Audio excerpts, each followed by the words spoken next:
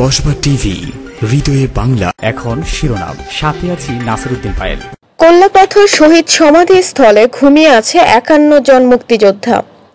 কল্লাপাথর শহীদ সমাধিস্থল কসবা উপজেলার দক্ষিণে 10 কিলোমিটার দূরে ভারতীয় সীমান্তের সন্নিকটে বায়েক ইউনিয়নের কল্লাপাথর গ্রামে মুক্তিযুদ্ধ চলাকালীন সময়ে সীমান্ত এলাকায় যুদ্ধে শাহাদাত বরণকারী বীর মুক্তিযোদ্ধাদের লাশ সংগ্রহ করে স্থানীয় জনসাধারণের উদ্যোগে স্থানীয় অধিবাসী আব্দুল মান্নান সাহেবের নিজস্ব মালিকাধীন পাহাড়ের চূড়ায় 51 জন মুক্তিযোদ্ধাকে সমাহিত করা হয়।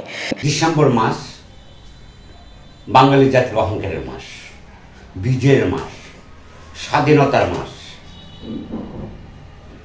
কসবা উপজেলার বায়েক ইউনিয়নের কল্লাপাথরে ঘুমিয়ে আছে 51 জন শহীদ বীর মুক্তিযোদ্ধা। আজকের প্রতিবেদক এর সাথে কল্লাপাথর শহীদ সমাধিস্থল 1 ডিসেম্বরকে জাতীয় মুক্তিযুদ্ধ দিবস পালনের দাবি করেছেন কল্লাপাথরে আগত ব্যক্তিবর্গরা। 1 ডিসেম্বরকে যদি মুক্তিযুদ্ধ জাতীয় দিবস হিসেবে ঘোষণা করা হয়, মুক্তিযুদ্ধের ইতিহাস ঐতিহ্য আগামী প্রজন্মরা জানতে পারবে। এ নিয়ে বিশেষ প্রতিবেদন কসবা টিভিতে। চোখ রাখুন কসবা টিভিতে। আগত দর্শনার্থীরা যে কথা বলেছেন আমরা চলুন জেনে আসি।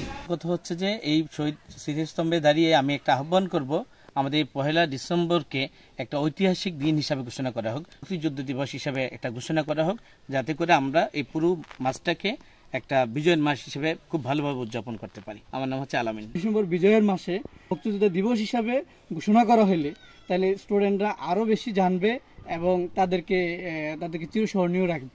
যে আমাদের আমরা অ্যাজ এ বাঙালি হিসাবে চাচ্ছি 1 ডিসেম্বর জন্য মুক্তিযোদ্ধা দিবস হিসাবে ঘোষণা করা হয়। এর জন্য আমরা জোরদার দাবি জানাচ্ছি, এটার জন্য আমাদের মুক্তিযোদ্ধা দিবস হিসেবে ঘোষণা করা হয় এবং আমরা যেন এই দিনটাকে সব সারা দেশ স্বতঃস্ফূর্তভাবে এটা পালন করতে পারি। সমাধিস্থল কল্লাপাথর, পাথরের যেখানে 51 জন ঘুমিয়ে রয়েছে বীর মুক্তিযোদ্ধা। অনেক দর্শনার্থীরা আগতদেরকে একটি দাবি, 1 ডিসেম্বরকে মুক্তিযুদ্ধ দিবস হিসাবে ঘোষণা করার জন্য দাবি জানিয়েছেন। কারণ মুক্তিযুদ্ধ আগামী প্রজন্ম মুক্তিযুদ্ধের ইতিহাস ঐতিহ্য এবং জানতে পারবে দেশটা কীভাবে স্বাধীন হয়েছে। প্রত্যেকের একটি দাবি, 1 ডিসেম্বরকে জাতীয় মুক্তিযুদ্ধ দিবস ঘোষণা করার জন্য তারা একান্ত দাবি জানিয়েছে। কল্লাপাথর, বায়েক, কসবা, ব্রাহ্মণবাড়িয়া থেকে ক্ষমসে ঢাবি। কসবা টিভির সংবাদের সাথে থাকার জন্য ধন্যবাদ। পরবর্তী সংবাদ পেতে আমাদের চ্যানেলটিকে সাবস্ক্রাইব করে সাথেই থাকুন।